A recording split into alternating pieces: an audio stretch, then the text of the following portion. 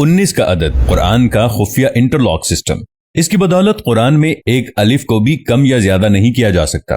آئیے کمپیوٹر کے کچھ ایسے کارناموں کو دیکھیں اور سوچیں کہ زمانہ تو کسی چیز کو ایجاد کر کے اپنا کارنامہ سمجھتا ہے، مگر ان کا ایجاد کردہ کارنامہ خود خدا کی ملکیت اور اس کی بادشاہت کا ثبوت فراہم کرتا ہے۔ اسی طرح کمپیوٹر کی ایجاد نے بھی خدا کی کتاب کو صرف اسی کی کتاب ہونے کی دلیل پیش کی ہے۔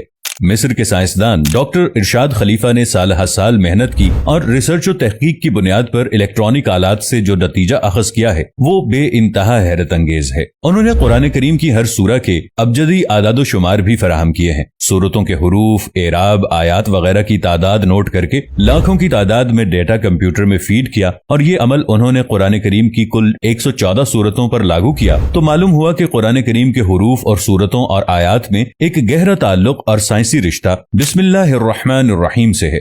یعنی بسم اللہ الرحمن الرحیم میں کل 4 الفاظ ہیں: اسم، اللہ، الرحمن، الرحیم۔ ان چاروں الفاظ کو پورے قرآن میں تحقیق کر کے کمپیوٹر میں فیڈ کر دیا اور یہ نتیجہ نکلا کہ لفظ اسم قرآن میں 19 بار آیا ہے، لفظ اللہ قرآن میں 2698 مرتبہ آیا ہے، الرحمن 57 بار آیا ہے، الرحیم 114 بار آیا ہے۔ ان چاروں الفاظ کی پوری تعداد 19 کے ہندسے سے منقسم ہو جاتی ہے۔ پورے قرآن میں ان چاروں الفاظ کی تعداد کسی جگہ بھی کم و بیش کر دی جائے تو اس لفظ کی تعداد 19 سے پوری طرح تقسیم نہیں ہوگی، اور یہ پتہ چل جائے گا کہ کسی نے ان الفاظ کے ساتھ قرآن میں تحریف کرنے کی ناپاک کوشش کی ہے۔ یعنی یہ ہندسہ 19 قرآنی کمپیوٹری نظام میں ایک انٹرلاک سسٹم ہے جو قرآن کے ان الفاظ میں، ان کی تعداد میں کسی بھی ہیرا پھیری کا پردہ فاش کر دے گا۔ کسی انسان کے وہم و گمان میں بھی یہ بات نہیں ہوگی کہ ایک ایسی مشین ایجاد ہوگی جو ثبوت پیش کرے گی کہ قرآن جیسی کتاب کو مافوق الفطرت کے علاوہ کوئی تخلیق نہیں کر سکتا۔ حضرت ابو بکر رضی اللہ عنہ فرماتے ہیں کہ ہر ایک کتاب میں ایک راز ہوتا ہے، اور قرآن کریم کا راز وہ حروف مقطعات ہیں جو الگ الگ پڑھے جاتے ہیں،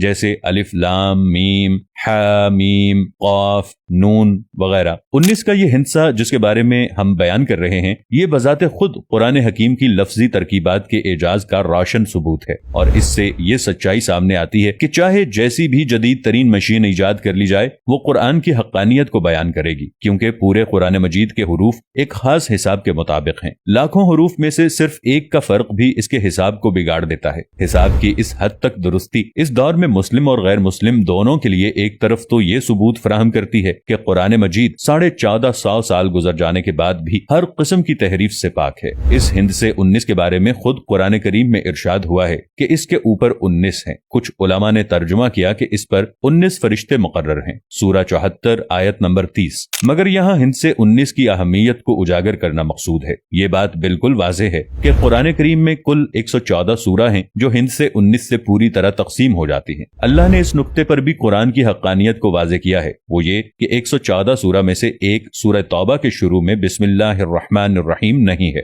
گویا کہ صرف 113 سورتوں کے شروع میں بسم اللہ ہے، مگر یہ 113 تو 19 کے ہندسے سے تقسیم نہیں ہوتا، اس لیے ایک بسم اللہ کا اضافہ سورہ نمل چیپٹر 27 آیت نمبر 30 میں کر کے 19 سے تقسیم ہونے کے لائق بنا دیا۔ یعنی بسم اللہ کا جو عدد 113 تھا اسے 114 کر دیا تاکہ 19 کے ہندسے سے تقسیم ہو سکے۔ آج قرآن کے شیدائی اور مخالفین بھی اس سائنس و ٹیکنالوجی کے دور میں مختلف قسم کی سائنسی ریسرچ میں مشغول ہیں، اور اس بات کا ریاضی کی مدد سے حساب لگایا جا رہا ہے کہ یہ دیکھا جائے کہ قرآن مجید میں کون کون سے الفاظ، کلمات، حروف اور اعراب کتنی بار آئے ہیں اور کیوں آئے ہیں، ان میں کیا حکمت ہے۔ مثال کے طور پر یہ بات دریافت کی جا رہی ہے کہ قرآن مجید کی جن سورتوں کے شروع میں حروف مقطعات آئے ہیں، ان حروف مقطعات کا ہر حرف اسی صورت میں یا تو 19 بار آیا ہے یا اتنی مرتبہ ضرور آیا ہے کہ وہ نمبر 19 سے پوری طرح تقسیم ہو جائے۔ مثال کے طور پر قرآن مجید میں ہر جگہ قوم لوط کا استعمال کیا گیا ہے، مگر صرف ایک جگہ بجائے قوم لوط کے اخوان لوط کا استعمال کیا گیا ہے، اور یہ استعمال سورہ قاف نمبر 50 آیت نمبر 13 میں کیا گیا ہے، اور لوط کے بھائی اور ایکا والے اور بطا کی قوم نے بھی جھٹلایا۔ اگر قوم لوط کی جگہ اخوان لوط کا استعمال نہیں ہوتا تو ایک قوم لوط کی زیادتی کی وجہ سے 19 سے تعداد نہیں کٹتی۔ اس طرح خدا نے ہر جگہ الفاظ اور اعراب وغیرہ کو انٹرلاکنگ سسٹم سے جوڑ رکھا ہے، ورنہ سورہ قاف میں حرف قاف کا نمبر 19 سے تقسیم نہ ہو کر 19 کے ہندسے کو بے اثر کر دیتا۔ اب اگر ایک قاف بھی کوئی گھٹا کر پڑھے گا تو خود آیات پکڑ میں آ جائیں گی۔ اگلی مثال سورہ نون کی ہے۔ اس حرف کا استعمال سورہ نون میں 133 بار ہوا ہے جو 19 کے ہندسے سے تقسیم ہو جاتا ہے، اس لیے پوری سورہ میں کسی بھی ایک نون کا اضافہ یا اخفا کر دیا جائے تو تحریف فوراً फौरन पकड़ में आ जाती है। खुद कुरान की पहली आयत बिस्मिल्लाहिर्रहमानिर्रहीम में कुल 19 हरूफ हैं। एक हर्फ की ज्यादती या कमी कुरान में किसी तरह की हेराफेरी की पकड़ में मदद करेगी। कुरान में कुल हुरूफ मुक़त्तात 14 हैं और हुरूफ मुक़त्तात के मेल से बनने वाली सूरा भी 14 ही हैं, मगर इस तरह की सूरतों के नाम के एतबार से उनकी तादाद 29 होती है। अगर हुरूफ मुक़त्तात, उनके मेल से बनने वाली सूरतों की तादाद और नाम के एतबार से कुल तादाद को जोड़ दें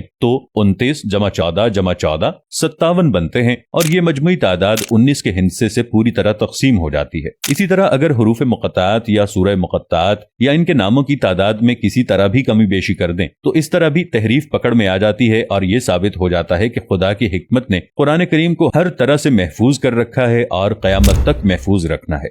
इस साइंस और टेक्नोलॉजी के दौर में खुदा ने यह मौका दिया कि आज जिस मशीन पर आंख बंद करके भरोसा किया जाता है वही मशीन कुरान की हक्कानियत और अल्लाह की किताब होने की गवाही देती है। और आज कंप्यूटर का जवाब भी यही है कि इसमें कोई तब्दीली मुमकिन नहीं है।